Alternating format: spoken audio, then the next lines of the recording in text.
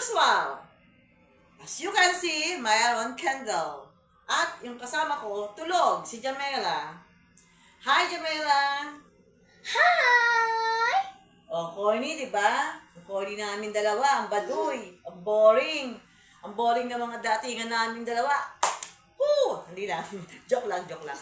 At today, magkukwento na naman kulit kami ng Scary stories. real horror experience. At this time, hindi ko na naman ulit experience. Kinuwento lang sa akin, okay? Today, magbibigay ako ng, hindi ako magbibigay pala ng pangalan, ng tunay na pangalan, nickname lang. Ang pangalan niya, friend ko siya, ang pangalan niya, Fe. Si Fe ay isang masipag, maboka, no, na tao, maraming friends, karamihan na friends niya, puro nasa religious, hindi religious, mga natin, pare, madre, ganun.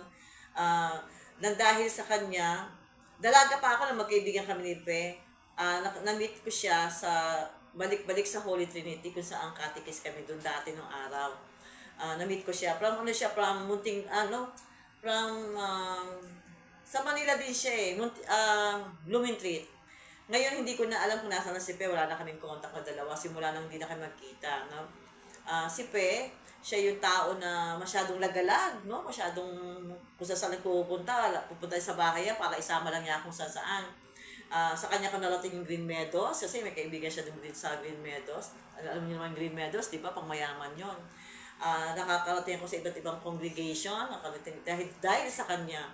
Tagaytay, Cavite, kung saan niya ako naisasama dati ng dalaga pa. So, naka-encounter sa Rizal, no? Marami siyang mga kaibigan na puro madre at pare. So, nadadala niya ako doon sa mga lugar na yon. At minsan, pupunta kami ng Tagaytay kasi pupunta kami sa isang congregation sa Tagaytay. Sinama niya ako, aga-aga niya ako sinama, pinuntahan niya ako sa bahay. Si Fe, no? Fe ang pangalan niya.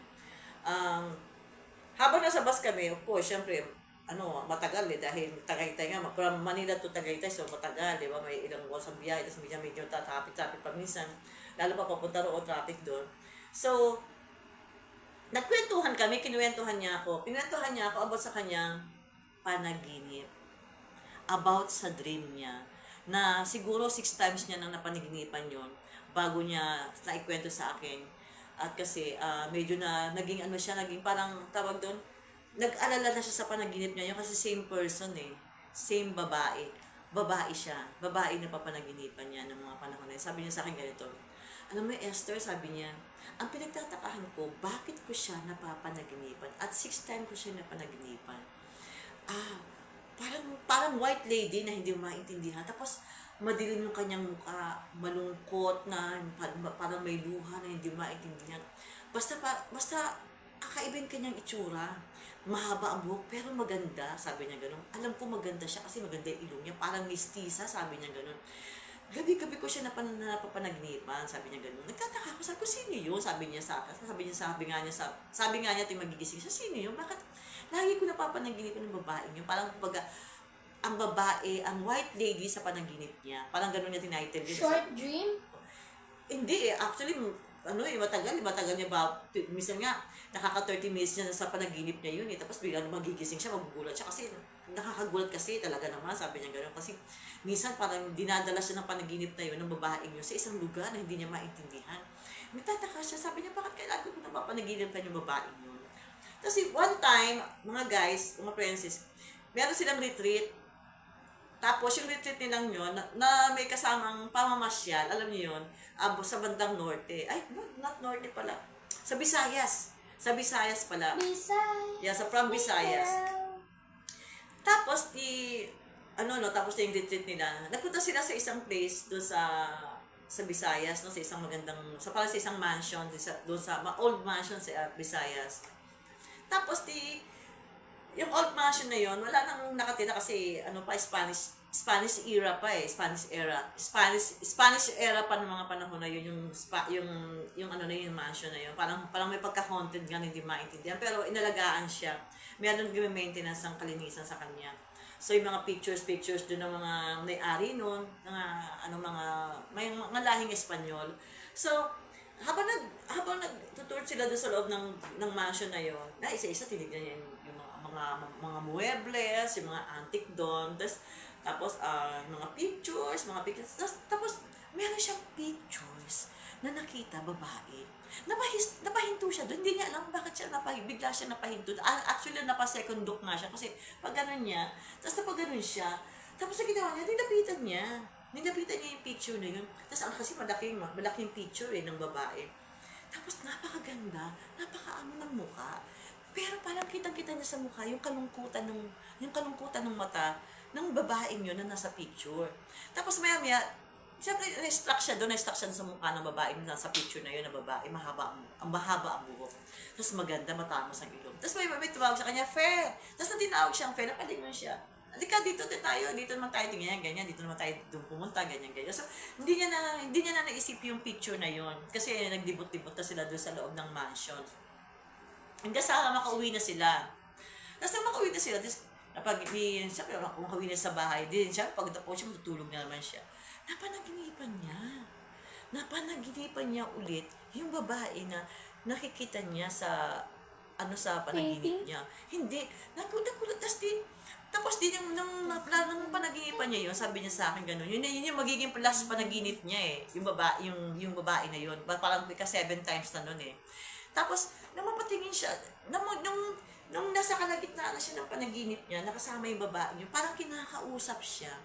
And then, humarap sa kanya ng harapan na maayos Hindi, kasi dati nakikita niya parang malungkot, umiiyak, parang madilim na hindi maintindihan. Tapos, may kakaiba doon sa babaeng yun. So, yung mga panaginipan niya, yung last na panaginip niya, nagpakita sa kanya ng mukha, clear.